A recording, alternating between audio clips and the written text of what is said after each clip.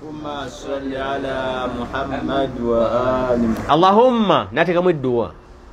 ولمن والاه أي الله كوانا oye anamukola ki anabeera naye waadi ayi Allah weesambe mu ngeri y'obulabe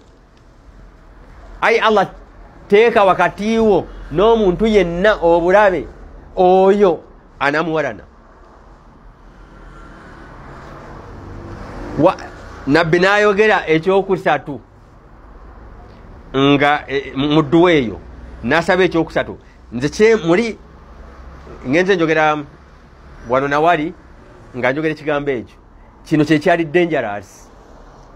ekyo kyeyazako mu dduwa eyo wa adiri lhaqa maahu haithu dara ayi Allah ekiyitibwa mazima kitambulizenga mu buufu bwali bwanatambulirangamu wa adiri alhaqa maahu haithu dara ayi Allah tambuliza amazima buli mu footsteps mu buwufu ali bwana ayitangamu olinga anoonya mazima wabanga gasanga mazima bwe nali nsomesa abantu wamu neŋŋamba nti ekigambo ekyo namba 3 ekyo mu dduwa eyo kyekyaleetera ali ebizibu era wano e Kampala mu nfuna yaffe ey'e Kampala abantu nga bali mu ddiiru zaabwe bwe bagamba nti nga bapanga ddiiru zaabwe omu kubo oyo namusonga mu nti anti oyo w'amazima bamufulumya ddiiru ey'obubbi kuba bitajja bikkiriza ne gundi mwali akawaayiro kano ketugenda okuteekamu anaakakolerako oyo w'amazima anti byetugendamu birimu obukuusa bwe balimu obukuusa oyo mumujeemu oyo tajja bikola amazima wano e Kampala gayinza n'okukumisa omulimu kubanga environment eri satanic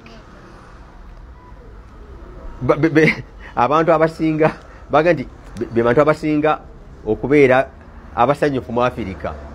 Lwaki? Kubanga era basinga okunywa mu Afirika. Basinga n'okunywa mu Afrika. Omutegeera kakali abantu ab'ekika ekyo environment eri satanic ya sitaani kati ka business tuye tuteka ono business tuli bameka naye gundi oyo w'amazima oba gundi oyo mukkiriza musiraamu gundi olise mukyamu eno business egenda kuba ya mwenge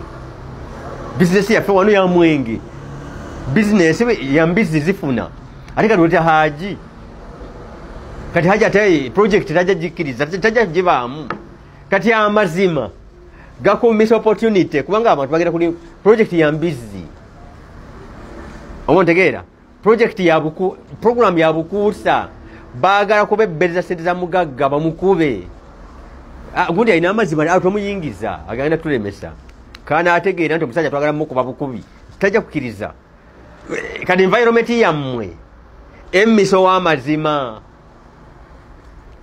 ow'amazima mu biseera by'okubula kw'amazima abonaabona nnyo asula n'enjala ow'amazima mu biseera by'obulimba n'okuwaayiriza n'obutakozesa amazima n'okulwanyisa amazima abonaabona nnyo amukola ki abonaabona nnyo era ono mutabani wa Abu Talib muganda wa Muhammad akulembera ekiwayi ekiribwa Ali Muhammad enju ya Muhammad nga munabbi avuddewo yabonaabona nnyo lwakigambo wa adiri lhaqa maahu haithu dara ekiyitibwa mazima nze nga ŋŋenzi kitambulizenga mu bigere by'onu awo yali amusse hadithi yeyongera mu maaso emaliriza bweti nti falyuballigh agamba emitwalo 12 mu 14 falyuballigh shahidu alghaib abange buli ali wano ebigambo bino kale abituuse k'oyo abuzeewo